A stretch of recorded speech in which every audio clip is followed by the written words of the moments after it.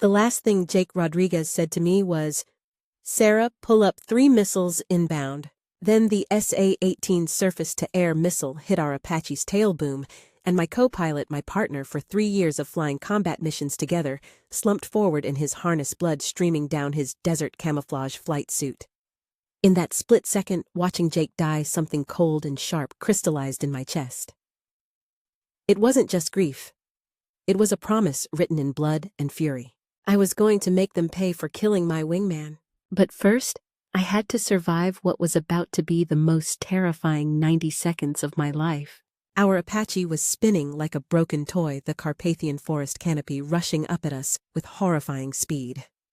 Engine failure warnings screamed in my headset, hydraulic pressure dropping, rotor RPM bleeding away. I had maybe 600 feet of altitude to execute a perfect auto-rotation using our falling momentum to keep the rotors spinning just enough to cushion impact. "Come on, girl," I whispered to our dying bird, my hands flying over controls my father had taught me to use when I was 16. "Hold together for me, just like Dad showed us." Auto-rotation is the helicopter pilot's last prayer. You trade altitude for rotor energy, then trade that energy for a survivable landing. It requires perfect timing, absolute control, and usually divine intervention. I'd practiced it hundreds of times in simulators, but never in combat with a dead co-pilot and enemy missiles still tracking us. My father's voice echoed in my memory from those training flights over Louisiana swampland. "Sarah, when the engine quits, don't fight the aircraft. Work with it. The helicopter wants to fly. Your job is to guide its natural energy through the physics of the situation." I pulled pitch at exactly the right moment, feeling our Apache's nose flare up as dying rotors bit into thin mountain air. The ground impact was brutal, hard enough to crack 3 ribs, dislocate my left shoulder, and knock me unconscious for what felt like hours, but was probably 10 minutes. When I came to, Jake was still dead, and I could hear enemy voices approaching through the smoke and twisted metal of our aircraft. That's when the real nightmare began. Jake Rodriguez and I had been flying together since 2019, when we were both assigned to the 160th Special Operations Aviation Regiment. He was from San Antonio, Texas, a former enlisted crew chief who'd worked his way up to warrant officer and co-pilot through sheer determination and natural talent with helicopter systems. "Mitchell," he'd said on our first mission briefing, studying my personnel file with curiosity, "I heard you're some kind of mechanical engineering genius who thinks helicopters are just flying math problems." "Rodriguez," I'd replied, looking at his maintenance background. "I heard you're some kind of crew chief wizard who can fix anything with rotors. Between your mechanical intuition and my theoretical knowledge, we might actually keep this bird operational under combat conditions." He'd laughed, and that was the beginning of a partnership that would span 47 combat missions across 3 deployments. Jake had an intuitive understanding of helicopter maintenance that perfectly complemented my theoretical knowledge of aerodynamics and flight systems. More importantly, he possessed an instinctive sense for dangerous situations that kept us alive when other crews didn't make it home. During our Syria deployment in 2020, Jake had saved my life when we took heavy ground fire during a medical evacuation mission. "Sarah, brake left now," he'd shouted, spotting muzzle flashes I'd missed while focused on navigation through urban terrain. His quick thinking and my flying had gotten us out of a kill zone that claimed 2 other aircraft that day. "Trust works both ways," he'd said during post-mission debriefing, exhaustion evident in his voice. "You trust me to watch for threats while you fly. I trust you to get us out of anything I spot. That's what keeps us alive." In Afghanistan during 2021, we'd flown together during the evacuation of Kabul, conducting 36 missions in 5 days, while the city collapsed around us. Jake had coordinated with ground forces while I focused on flying his calm voice on the radio, providing stability when everything else was chaos. "We're a team, Sarah," he'd said during a brief break between missions, cleaning his weapon while I ran pre-flight checks. "You handle the physics, I handle the people. We both handle staying alive and bringing everyone home safely." That partnership had been forged in combat and sealed by absolute trust. We'd never lost a passenger, never failed a mission, never abandoned anyone who needed extraction. Until today, when I couldn't save him from a missile, I never saw coming. "Just another American pilot," one of the enemy soldiers said in heavily accented English as they cut me free from the wreckage with bolt cutters. "She will break like all the others under our interrogation procedures. Just another pilot." If they only knew what they'd actually captured. I'm Captain Sarah Mitchell, call sign Hawk, and I'd spent 7 years turning Apache helicopters into instruments of surgical warfare. I'd logged over 2,800 combat hours in every conflict zone where America needed rotary wing support. But all they saw was another prisoner to interrogate and another bargaining chip for future prisoner exchanges. They zip-tied my hands behind my back with plastic restraints and threw me into the back of a military truck like cargo. During the 3-hour ride through winding mountain roads, every bump sent fire through my damaged ribs and shoulder. But I wasn't thinking about pain. I was listening to the helicopters overhead, analyzing engine sounds, counting aircraft mapping flight patterns with the systematic approach my father had taught me. "Sarah," he'd always said during our practice sessions over Louisiana, bayous, "a pilot never stops flying, even on the ground. Every sound tells you something about aircraft performance, weather conditions, or tactical situations. Keep your ears open and your mind working." Even as a prisoner with zip ties cutting into my wrists, I was still conducting aerial reconnaissance. The Corvin Mountain Detention Facility looked like something from a Cold War nightmare. 20-foot concrete walls, topped with razor wire guard towers at each corner, staffed with machine gun positions, and the kind of institutional bleakness designed to crush hope before it could take root. But what immediately caught my tactical attention was the helicopter landing pad 200 meters north of the main compound. Fresh fuel stains on concrete indicating recent operations. Maintenance equipment positioned for regular servicing. Ground crews in Soviet-style uniforms conducting systematic aircraft inspections. They were flying Mi-24 Hinds, Soviet-era attack helicopters modified for mountain operations and prisoner transport. I'd studied those aircraft specifications during advanced flight training at Fort Rucker. The Mi-24 was designed as a flying infantry fighting vehicle. Transport troops provide close air support, operate in hostile environments with minimal maintenance requirements. Tough, reliable, and most importantly for my current situation, built on the same aerodynamic principles as every helicopter I'd ever flown. Captain Sarah Mitchell. Colonel Victor Kozlov read from my dog tags as guards processed me in a concrete room that smelled like disinfectant and fear. At 47, he had the cold, analytical precision of someone who'd built his career breaking captured Americans. Gray eyes that evaluated me like livestock. Thin hands that had probably signed countless interrogation authorizations. Apache pilot, 160th Special Operations Aviation Regiment, 7 years combat experience. He continued reading from what had to be an extensive intelligence file on American helicopter operations. 2,800 flight hours, 47 combat missions, 0 aircraft losses. Impressive record, Captain. Also completely irrelevant now. He looked up from his paperwork with the expression of someone who enjoyed psychological dominance. "You will provide us with detailed information about American helicopter operations, base security procedures, aircraft capabilities, and operational doctrine. If you cooperate fully, your imprisonment will be manageable. Clean cell, adequate food, medical treatment for your injuries." I met his eyes, tasting blood from my split lip and feeling rage build in my chest like steam pressure. "Colonel," I said clearly, "go straight to hell." His smile was Arctic winter personified. "We shall see about that, Captain. Guards take her to cell block C. Standard isolation protocol. No human contact, minimum rations, temperature fluctuations to encourage cooperation." As they dragged me away, Kozlov called out with calculated cruelty. "Captain Mitchell, your co-pilot died quickly and messily. Your cooperation could ensure you don't follow the same path to an unmarked grave." That's when I made a solemn promise to Jake's memory, and to myself, I was going to burn this entire facility to the ground. The isolation cell was 8 feet by 10 feet of concrete and despair. Metal cot bolted to the wall. Concrete toilet with no privacy. A tiny barred window 8 feet up that showed nothing but forest canopy. But that window was perfect for what I needed, listening to their aviation operations and mapping their helicopter schedules with systematic thoroughness.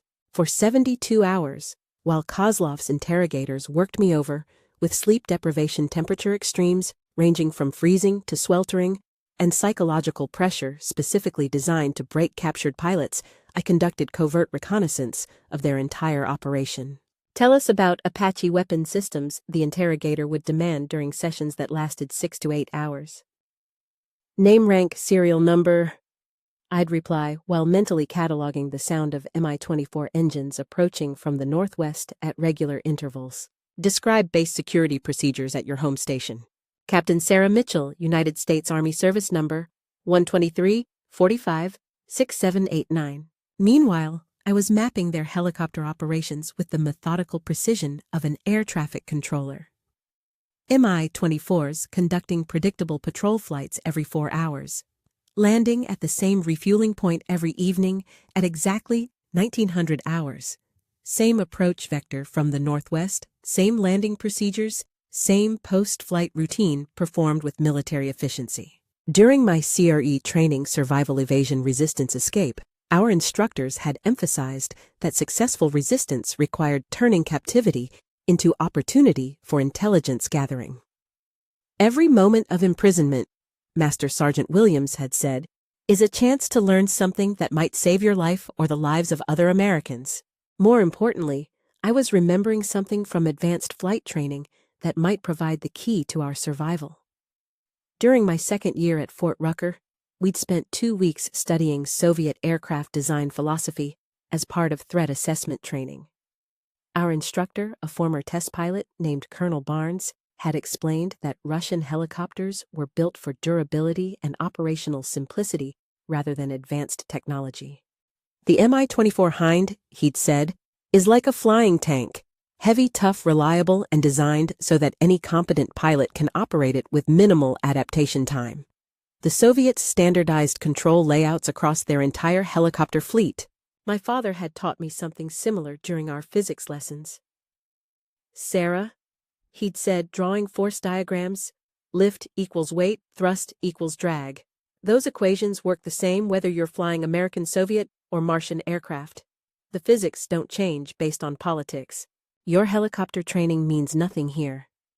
Kozlov said during my third interrogation session after 48 hours of systematic psychological pressure had failed to break my resistance. Advanced American technology cannot save you when you are captured and completely under our control. I looked him straight in the eyes, feeling something cold and calculating settle in my mind. Colonel, you have no idea what helicopter training really means. That night, lying on my concrete cot and listening to the evening patrol helicopter making its regular circuit overhead, I heard something that changed everything. American voices in the corridor outside my cell. New prisoners. And from their disciplined communication patterns and tactical terminology, these weren't ordinary soldiers. These were special forces operators. Through the concrete walls separating my cell from the adjacent one, I heard faint tapping late that night. Morse code, something every military pilot learns during survival training, but rarely uses outside of emergency situations. Who are you? I tapped back carefully with my knuckles. Mitchell. Helicopter pilot. You, Thompson, SF team leader, 5-man team, captured 3 days ago. Planning escape. Tomorrow night. Guard change, 2,000 hours. I paused, considering how to explain what I'd been observing for 3 days without sounding completely insane. Have better idea. They have helicopters. We don't run. We fly out. The response took several minutes. Explain how. Mi-24 lands 1900 hours daily. Predictable pattern. I can adapt to fly it. You certain. 7 years combat pilot. Helicopters are physics. Physics doesn't change. During exercise period the next day, 30 minutes in a concrete yard surrounded by 20-foot walls, I got my first good look at Staff Sergeant Kevin Thompson and his 4-man Special Forces team. Thompson was everything you'd expect from a Green Beret team leader compact, confident with the kind of situational awareness that comes from keeping men alive in impossible situations. But there was something in his eyes, a weight that spoke of mission failure and unfinished business. Master Sergeant Lisa Chen, demolitions expert Asian American, maybe 5'4", but built like a compressed spring. She studied me with calculating eyes that missed nothing. Sergeant First Class Mike Santos, team medic Latino. Calm eyes that had seen too much suffering, but still held compassion. He was quietly treating an infected cut on Williams's hand, using improvised medical supplies. Sergeant David Park, communications specialist Korean American, constantly scanning for threats with systematic thoroughness. Staff Sergeant Marcus Williams, weapons specialist African American, moved like a professional athlete. He was the youngest of the team and clearly frustrated by their current situation. "Captain," Thompson whispered when guards were briefly distracted, "we're planning standard exfiltration tomorrow night. Overpower guards during shift change, reach the forest, evade pursuit until friendly forces can extract us." "Sergeant, that's suicide," I said bluntly. "Their helicopters will hunt you down in 6 hours maximum. You'll be cornered in terrain they control with no air support." Chen scoffed. "What do you suggest we fly out on fairy wings?" I looked at each of them carefully. "Actually, yes. My 24 lands at 1900 hours daily for refueling. I can adapt to fly it." Williams laughed bitterly. "Right. Soviet aircraft, completely different controls, enemy territory. What could possibly go wrong?" "Physics doesn't change based on aircraft nationality," I explained. "Lift, thrust, weight, drag, same principles, whether American or Soviet." Thompson studied my face with intensity. "You're serious about this?" "Dead serious. Question is, are you willing to trust a plan that sounds impossible?" Santos spoke quietly. "Sometimes impossible is the only option that works." That evening, as we were returned to our cells, Thompson managed to whisper something that changed everything. "Captain, there's something you need to know about why we're really here." The next day during exercise, I cornered Thompson near the concrete wall. "Sergeant, what aren't you telling me about why you're here?" His team exchanged glances. Chen shook her head slightly, but Thompson made a decision. "We weren't captured randomly, Captain. We were sent to infiltrate this facility specifically." "For what?" Thompson looked around carefully. "Dr. Elena Vasquez, American nuclear physicist, captured 3 weeks ago. She's being held in the maximum security wing, forced to develop weapons technology under coercion." My blood chilled. "You're telling me there's an American scientist being tortured to build enemy weapons, and you planned to just walk out without her?" Williams stepped forward defensively. "The mission went sideways, Captain. We got intel about the prison layout, but security was 3 times heavier than expected." "So what's the plan now?" I asked. Thompson met my eyes. "If we steal that helicopter, we complete the mission. We can't leave Dr. Vasquez behind." Chen crossed her arms. "Captain, that changes everything completely. Maximum security wing is heavily fortified. Your 8-minute revenge flight becomes a precision rescue operation under heavy fire." I thought about Jake dying in his seat, about Kozlov's arrogant confidence, about an American scientist being forced to build weapons for people who'd murdered my co-pilot. "Then we do both," I said with finality. "We rescue Dr. Vasquez and burn this place to the ground." Santos nodded slowly. "Sometimes the hardest missions are the most necessary ones." Park added, "Security wing is northwest corner reinforced concrete bunker with electronic locks. I can handle those if we get close enough." The plan crystallized not just escape, but a full military operation with multiple objectives under combat conditions. Williams grinned fiercely. "Now that sounds like a real special forces mission." At 1847 hours on our 5th day of captivity, everything began moving with lethal precision. Thompson's team had fashioned weapons from bed-frame metal, sharpened into effective blades using concrete walls. Santos had created restraints from mattress wire. Chen had prepared improvised explosives using cleaning chemicals and timing devices. The guards conducting shift change never knew what hit them.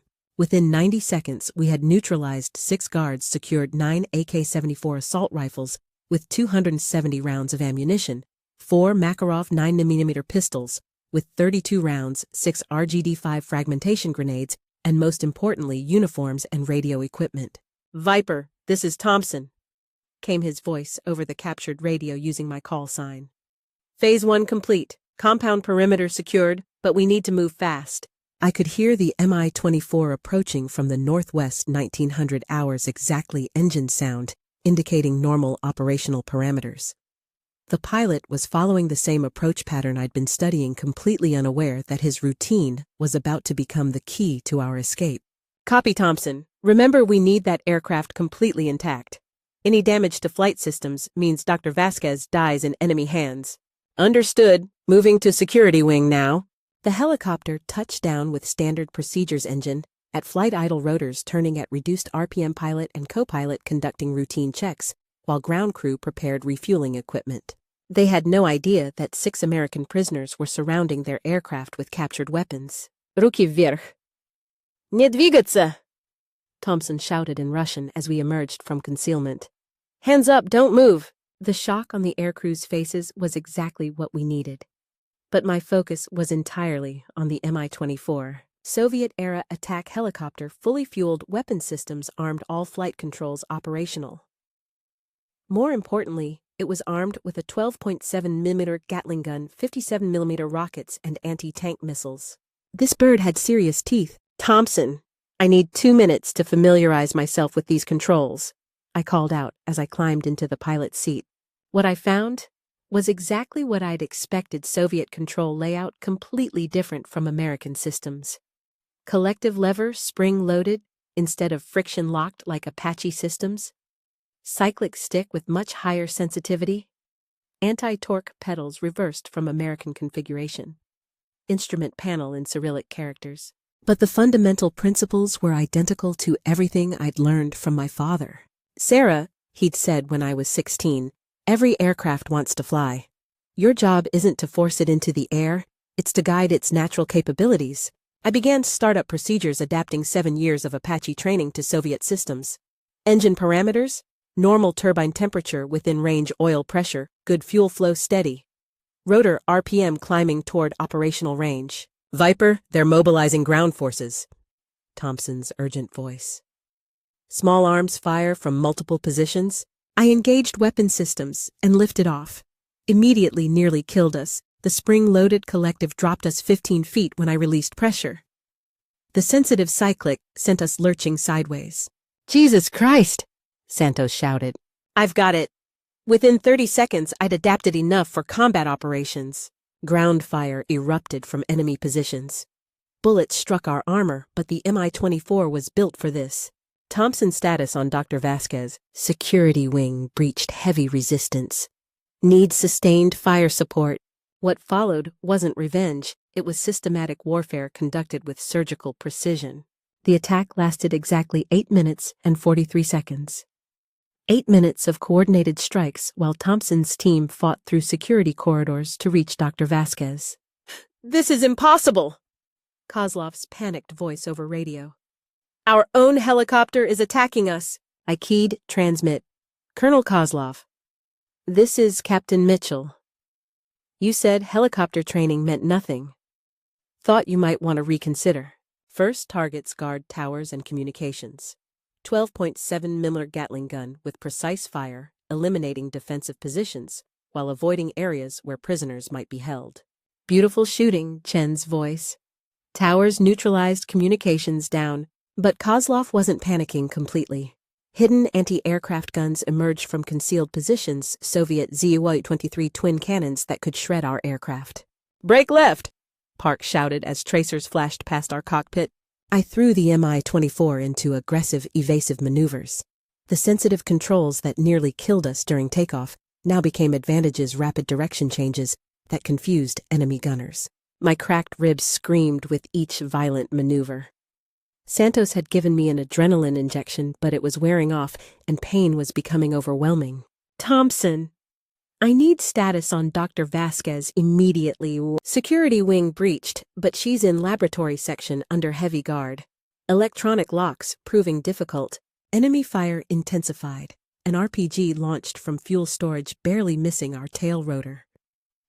I targeted fuel storage with anti-tank missiles, massive explosions, creating perfect diversions for Thompson's rescue operation.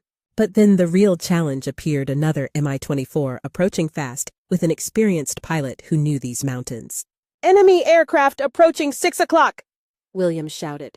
This was pure pilot versus pilot, two identical aircraft, but his was fresh while ours was damaged. He had altitude advantage and local knowledge. I had desperation and 3 years flying with Jake Rodriguez. The engagement lasted 90 seconds through mountain valleys. He tried diving attacks. I used terrain masking. When he climbed to regain advantage, I reversed and engaged from his blind spot. One anti-tank missile at 800 meters, while his aircraft was transitioning from attack to evasive climb. Direct hit. Enemy aircraft became a fireball against granite cliffs. Target destroyed. But victory was costly. Our engine was overheating, critically oil pressure dropping. We had maybe 10 minutes before catastrophic failure. Thompson extraction point now. Courtyard 30 seconds, Dr. Vasquez secured but injured. I brought our dying bird to hover over the compound courtyard as Thompson's team emerged, carrying a middle-aged woman in a laboratory coat. Dr. Vasquez was conscious but weak, showing signs of prolonged captivity. As they loaded aboard, Santos began immediate medical assessment. Dehydration, malnutrition, possible concussion, but stable enough for transport. Kozlov's voice came over radio one final time. You cannot escape with her. We will hunt you down. I keyed transmit. Colonel, you caged the wrong bird. Now you know what helicopter training really means. As we lifted away from the burning compound, Dr. Vasquez managed to speak. Captain, the weapons data they forced me to develop. I sabotaged it all. They have nothing. Flying stolen, damaged aircraft through hostile territory while carrying a critically injured scientist and 6 exhausted soldiers tested every skill I'd ever developed. The Mi-24 was dying beneath us, engine temperature, critical fuel consumption, massive hydraulic systems failing. But we were heading home with mission accomplished. Continuous engine monitoring, I called to Thompson. I need real-time updates on all parameters. Roger. Temperature at 95%, maximum oil pressure dropping, but still acceptable fuel sufficient for estimated flight time. I was flying at 150 feet above ground level using terrain masking that required absolute precision. Too high and radar would detect us. Too low and we'd hit mountainside. 20 minutes into our escape, Park intercepted enemy communications. Multiple helicopter scrambles. They're launching everything, 4 Mi-24s and 2 Mi-8s with special forces teams. 6 aircraft against our damaged bird flown by pilots who knew this terrain. But they had disadvantage hunting someone who understood their doctrine. They'll expect direct route to American lines, I explained. Instead, we use mountain valleys to mask movement and make them waste fuel searching wrong areas. For the next hour, I flew through valleys that didn't exist on maps using terrain features for concealment, while maintaining course toward friendly territory. The Mi-24 handled mountain flying better than expected. But 30 minutes from American lines, our situation deteriorated. Enemy helicopter approaching 6 o'clock, Williams shouted. Closing fast. I pulled into steepest climbing turn our failing engine could handle. The pursuing Mi-24 had fresh aircraft and pilot who knew terrain, but I had air-to-air combat experience and complete desperation. Hold on. We're showing them how Americans handle helicopter duels. Final engagement lasted 90 seconds in narrow valleys, where navigation error meant death.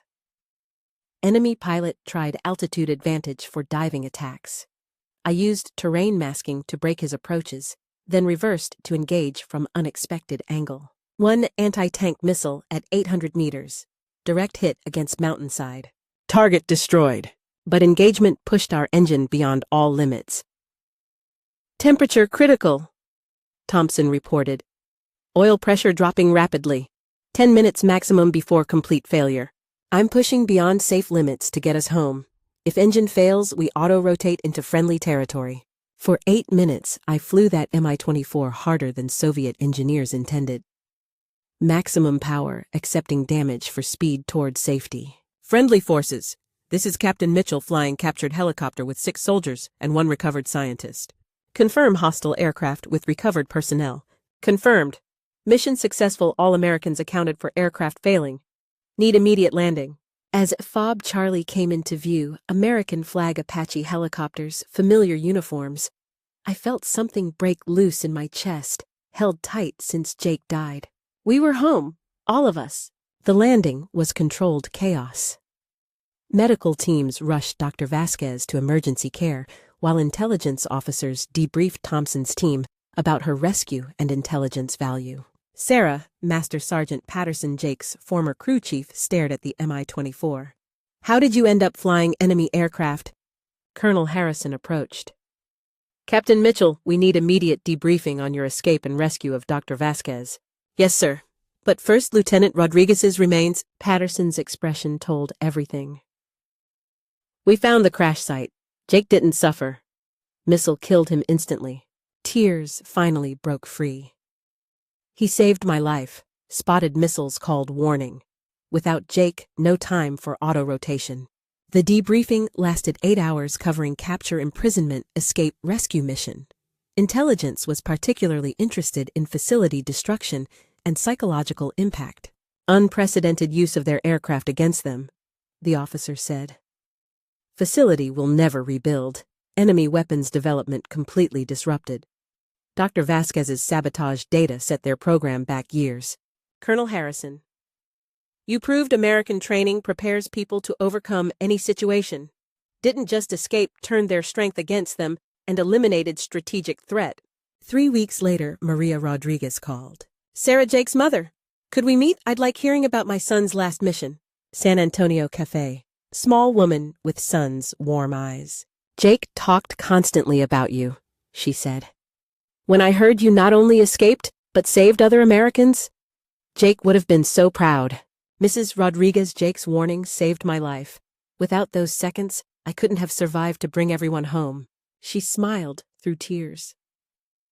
"You honored my son's sacrifice by ensuring it saved not just you, but Dr. Vasquez and Thompson's entire team." 6 months later, promotion to Major Distinguished Service Cross. Thompson's team earned Silver Stars, but real recognition came from annual tradition. Every anniversary, Thompson's team meets near Fort Bragg. Not celebrating escape, remembering why we fought, coming home, honoring Jake's memory. "What I remember most," Thompson said during third gathering, "isn't fighting.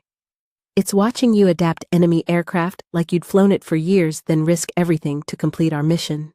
Chen raised beer to Jake Rodriguez, whose sacrifice made everything possible. Santos nodded. "To Sarah, who proved determination overcomes any obstacle." Williams grinned. "To most badass pilot who ever lived." "To family," I replied, thinking of Jake. Dr. Vasquez safely home with her family, bonds forged in impossible circumstances. That gathering became therapy and celebration.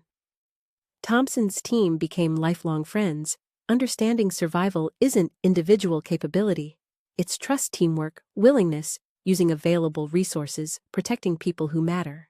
Lieutenant Colonel Sarah Hawk Mitchell trains military aviators in survival, evasion, resistance, escape. Students learn captured doesn't mean defeated. Sometimes impossible missions become most necessary ones. Dr. Vasquez returned to research, developing defensive technologies instead of weapons. Her sabotage data set, enemy development, back years intelligence she provided, continues protecting American forces worldwide. Guards who called me just another pilot learned about underestimating wrong person, thought they'd captured prisoner who would break under interrogation. Instead, they'd given predator exactly weapon needed to complete mission they tried preventing. Those 8 minutes over burning compound flying their helicopter while rescuing their prisoner proved that when you cage bird of prey, better make sure cage can hold what you've caught.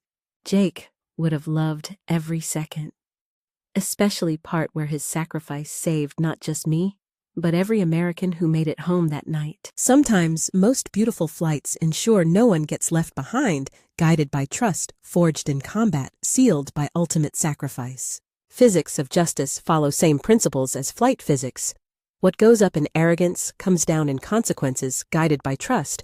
Only true partnerships provide.